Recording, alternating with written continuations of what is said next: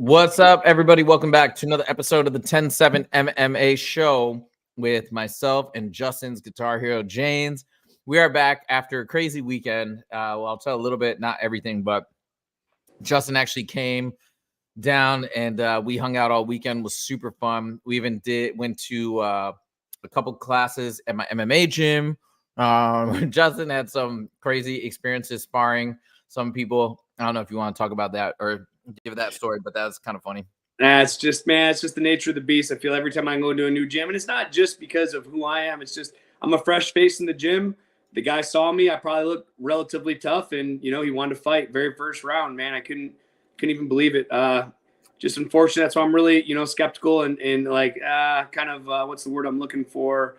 I'm not always looking to spar when I go to new gyms, man. I want to make some relationships because this always happens. I go into a new gym. The very first guy I want to spar with wants to fight, man. And, dude, I got nothing to prove to anybody at Uprise. I got nothing to prove to anybody at Extreme Couture, dude. I've already accomplished more than 99.999 repeating percent of athletes ever will. And, if it gets off their rocks, them trying to fight me, good for you, buddy.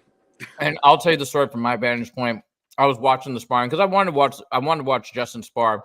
And it was an advanced sparring class. Well, I don't know what it was. This guy was actually pretty good, but just not nearly at the same level as you.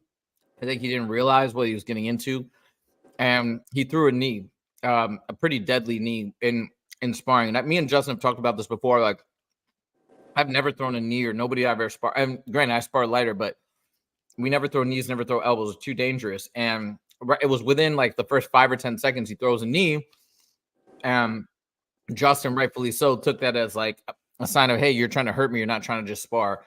And then it kicked off, and then Justin turned the heat up. And yeah, the guy was definitely caught off guard and backpedaling a lot. But, it is what it is. After the fact, the guy was pretty upset. Justin had busted up his lip, even though he's wearing, he's wearing a mouth guard, he's wearing headgear. I mean, what are you going to do, right? Like you had to defend yourself, and he didn't realize what he was getting into. He got a little beat up. His feelings were hurt, I guess. But anyways, from the outside vantage point, it was fun to watch the sparring, but what's the point? So anyways, that's what happened this weekend. And we are back, and we got an exciting week because this is UFC fight week. UFC 299. We're going to talk a lot more about UFC 299 on Friday. We're going to run through the entire card. We've already talked about a lot of the fights. So today, the only fight we're going to talk about on UFC 299 is Kevin Holland versus Michael Venom Page. So we haven't talked about this fight yet in this matchup, but I think it's going to be such a fun fight. Obviously, a striking fest. Michael Venom Page, if you guys don't know, he's an amazing fighter in Bellator and a karate guy, striking guy, obviously fighting Kevin Holland. So Justin, off the cuff, like, what are your thoughts on this matchup and this fight? I think this is an incredible matchup. You said it right there at the beginning. This is a striking fest. I really don't feel, anybody's going to take this fight to the ground. You got a long, Kevin Holland, who plays really well behind his jab. You have Michael Venom Page, who's very in and out, almost like an old school Taekwondo fighter, with his hands low, jumping in like almost like a Stephen Wonderboy Thompson kind of style, man. And, I've watched him throughout Bellator. I've watched his highlights. This guy is a devastating knockout artist. And I tell you what, if Holland takes him light, dude, I mean, it could be a quick night for him because, dude, this guy's tough. He's overall very skilled. And, like Dana White put this match together, Sean Shelby McMahon put this match together with intention. We got two long strikers. I don't really feel either of these guys are going to take the fight to the ground, but I don't see this fight going the distance. Michael Venom Page, 36. Let's see. Kevin Holland, I want to say he's in his late 20s, but let me double check. So here we got Kevin Holland. Michael Venom Page is 21-2, but obviously this is his debut. No, he's 31. This is his debut in the UFC. Is there somebody you're leaning more towards, or somebody you give the clear advantage to?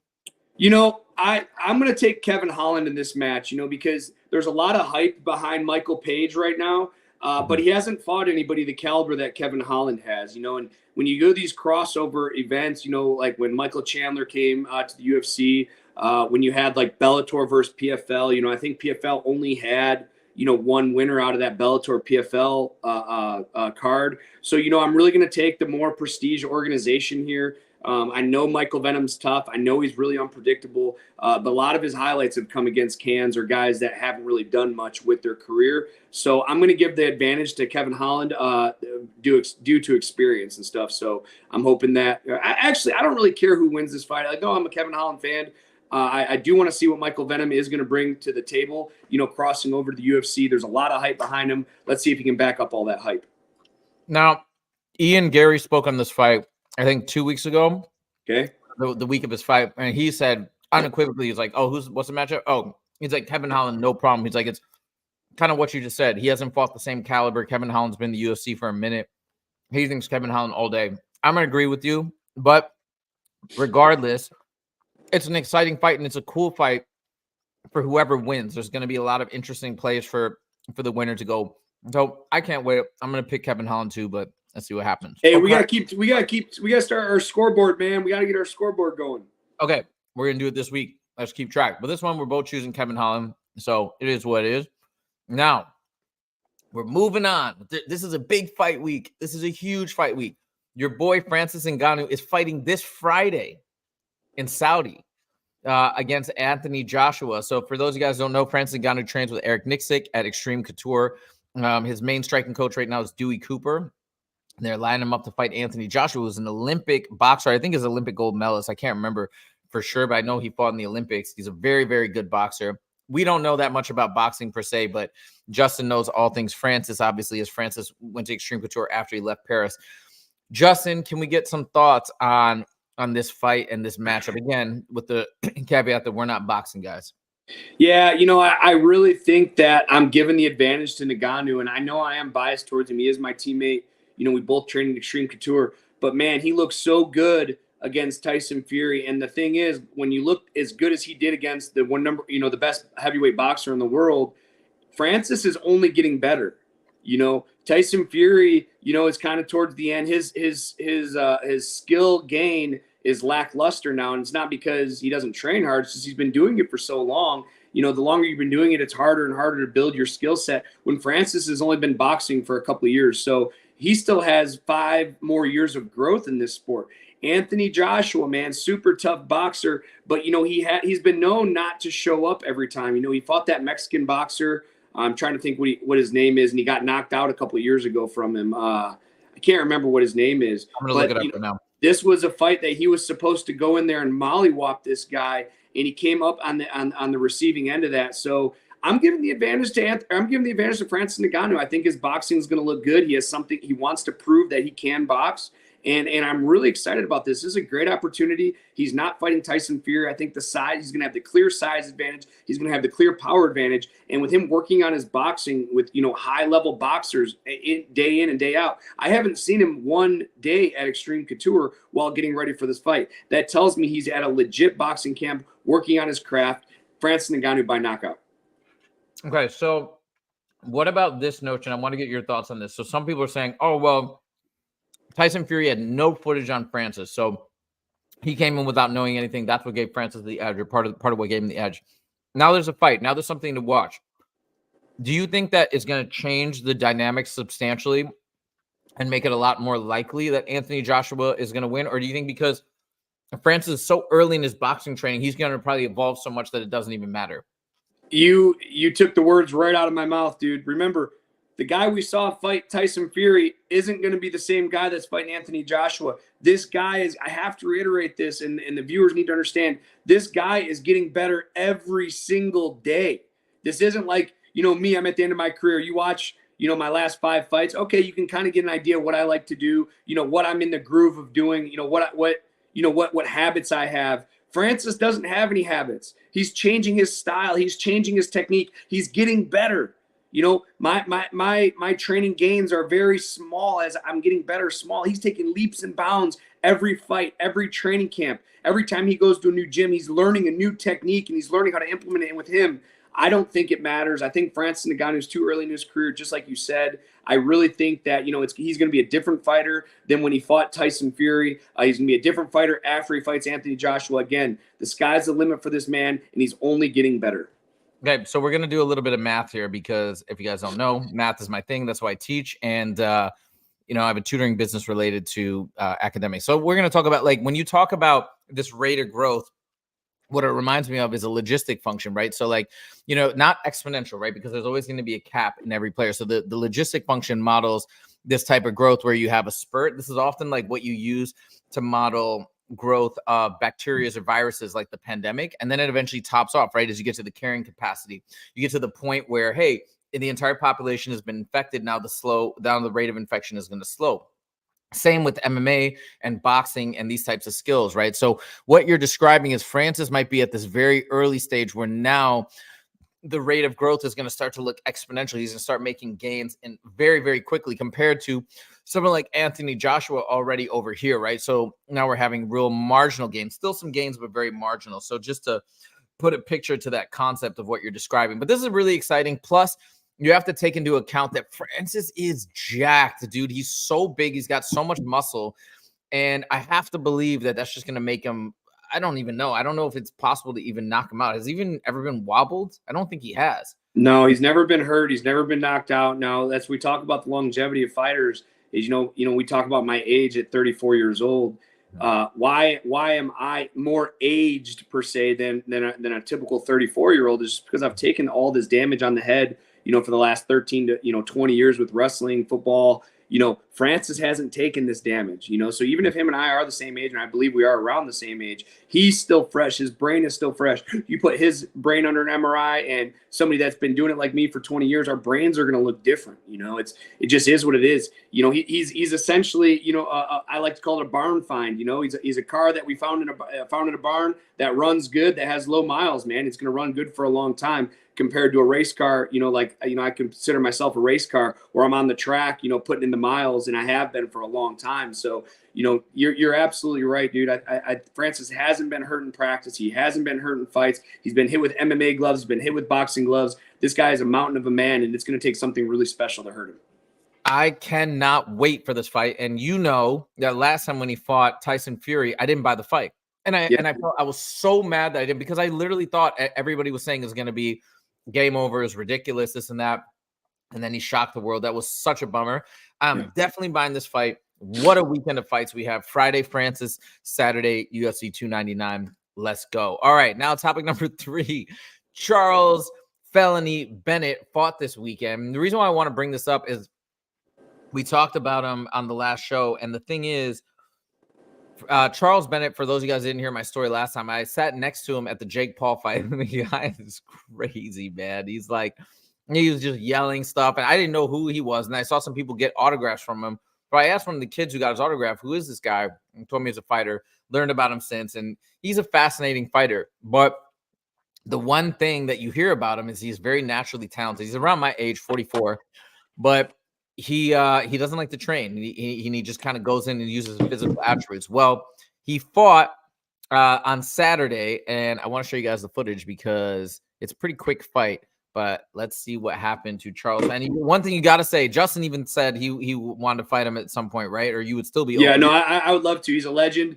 He has a huge name. I mean, his record isn't great. He's like 30-45. But just to share to go through the chaos that he's going to bring, because it's not just the fight. The guy's crazy. He jumps up on the cage in the middle of the fight. He straddles the cage. He talks shit the whole time. Like, it's just somebody that I always thought would be a really fun guy to fight against. All right, so we're going to cue it up here. I've got it queued up. I'm just going to leave the audio off so we can see. It's a very short fight. So the gentleman he's fighting is Joe Pennefield. Do you see he's kind of striking heavy, but watch this. Look at that. I mean, he's got some. Look at that. Like that low body shot. That had a lot of power. I mean, look at him rocking right. Like, look at this. Like, yeah, Charles Bennett is not somebody you want to get hit by, and that's one thing that, it's really worked with his career. You guys got to keep in mind, this guy doesn't train. He just is a tough, look at it, hands down, getting cracked on the jaw. Like, come on. Keeping his head straight up, but like to taunt the guy. Yeah, he looks terrifying. Woo! And his ground game seems to be the worst part of his game. But watch it. So there he goes. Now he's going to go in for the shoot. Yeah, so I saw this earlier. He's wobbled, so he's trying to do all this. Keeps going. I mean, it's an entertaining fight. I got to admit. By the way, I'm kind of into this game bread thing, man. It's an MMA fight with bare knuckles. Like, it's pretty dope, actually. Yeah, I think it's really dope too. I just don't know how long the longevity is going to be. You know, breaking your hands. You know, every time you fight, and every time you fight. That's the thing. Like, what's the point of break? All right, so there's the fight. So he gets finished on the ground with the ground and pound. But hey, props to him. I'm pretty sure he just probably rolled it and didn't trade at all. But hey, that's just how he rolls, man.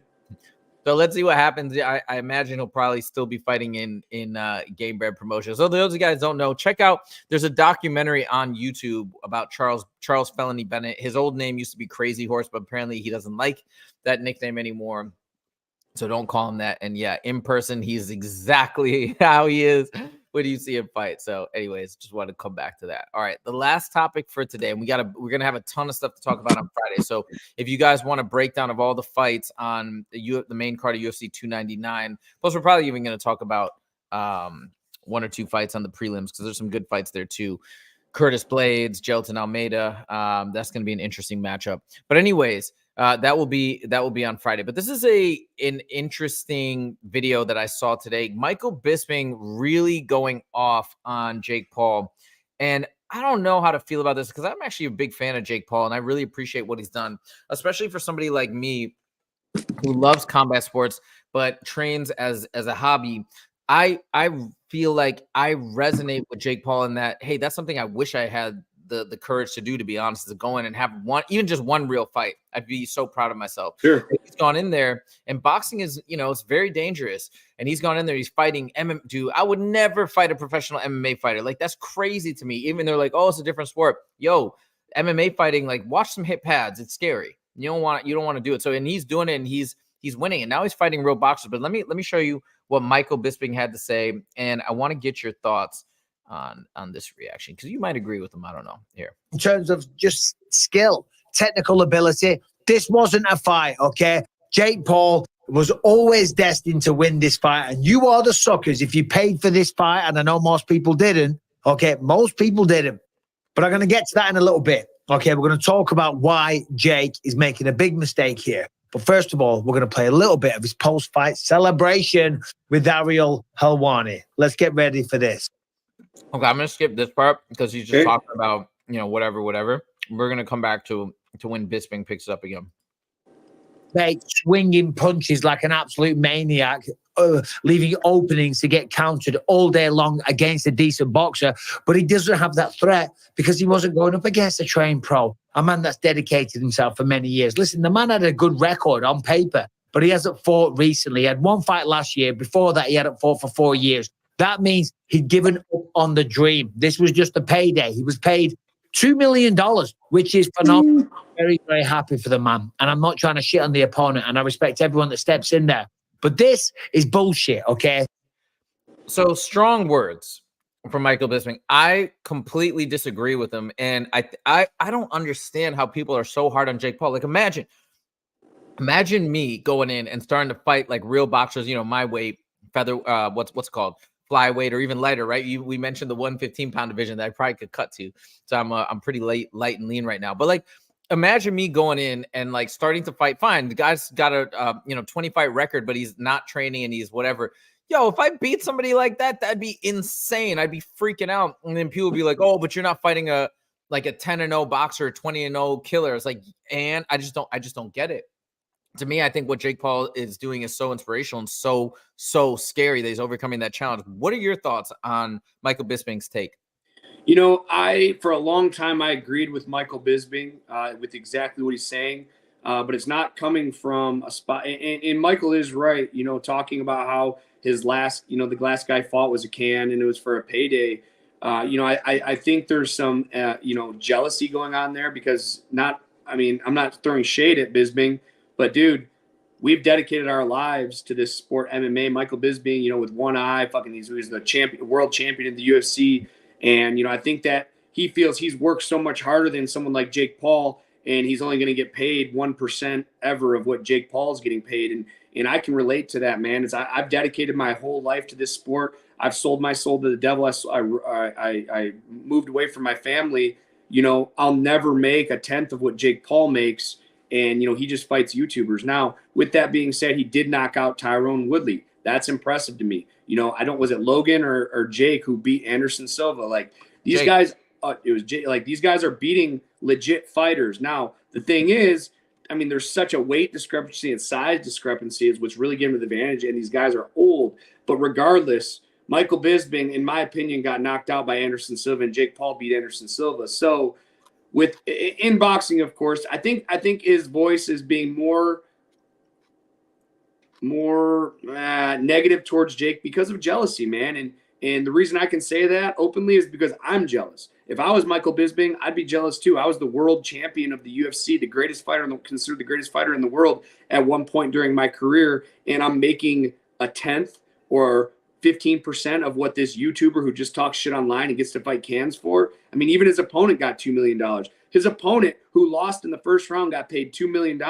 That's more than Michael Bisping probably ever got paid for a championship fight. That's more than all my fights together times 100 I've gotten paid. So it is. I am very envious of Jake Paul, but unfortunately, in the day and age we're doing, he's doing it right. To make the money, and it's just, I think there's a lot of envious fighters out there, including myself.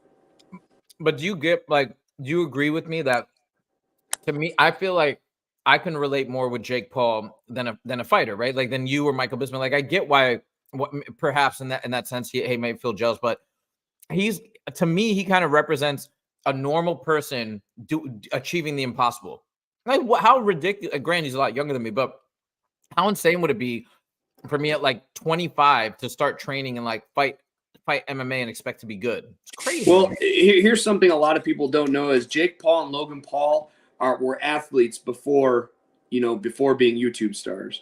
I don't know if it was Jake or Logan or both, but they both wrestled at a high level. They both wrestled in Ohio, which is one of the toughest states to wrestle in. And I know at least one of them, if not both of them, were state champions. And in my opinion, wrestling is the hardest sport in the world. And to call yourself the best wrestler in the state, in Ohio especially, shows that these guys know how to work hard. These guys know how to put in the time. So imagine giving me unlimited amount of money, and the only thing I have to worry about is waking up in the morning and training and doing this podcast. That's all they have to worry about. He has the best dietitians. He has the best chefs. He has the best supplements. I'm sure he's on juice. Why wouldn't he be? Of course, he's not getting tested. So he's going to be on the best supplements. He's going to have the best strength coach. He's going to have the best massage therapist. He's going to have the best boxing coach. He's going to have the best training partners. He's going to have the best matchups. He doesn't need this money. So he can just dedicate his whole life. Now me, like you take someone for me, on the other hand, I'm dedicated my life to training, but after I'm done training and or before, I got to go work a job. I got to go make my $50 an hour coaching, or my $100 an hour doing personal training, or 100, whatever it is. I have that's my primary training. Right. Unfortunately, as much as I want it to be my primary, I have to pay my bills before I do anything. He doesn't have to worry about that shit. And already with his size, his strength, his superstar athleticism, his hard work ethic as an Ohio wrestler, I mean, it's written in the stars for him to be successful in this sport. Okay, that's fair. He does have those advantages. Well, I get that. And I get where Michael Bisping and even theoretically where you're coming from, but I just want to talk about it because I do from the outside. Despite all those advantages, even if I had all those advantages and didn't have to work and just had infinite cash to do it, I'd still be too scared. Maybe I'm not cut from the same cloth, but for whatever it's worth, I just wanted to say I do respect what he's doing, and interesting perspective, but I do respect it. Anyway. Yeah, I agree. And like I said, I didn't respect him at first, but I definitely do now. Okay, well, that is it for our show today. Those are the topics we want to cover. We're going to do a ton on Friday. I'm going to be watching the weigh-in show. I can't wait for this weekend. It's bonkers, and I'll keep you posted if we're going to have a little fight get together for this Saturday. I'm leaning towards yes. I'm going to decide shortly, but I'll keep you posted. Sounds good. All right, guys. Thank you so much for joining. Thank you for the support. Thank you for the likes. Thank you for the subscriptions. We really appreciate it. We got more content coming out to you on the regular, and we will see you guys in the next video. Take it easy.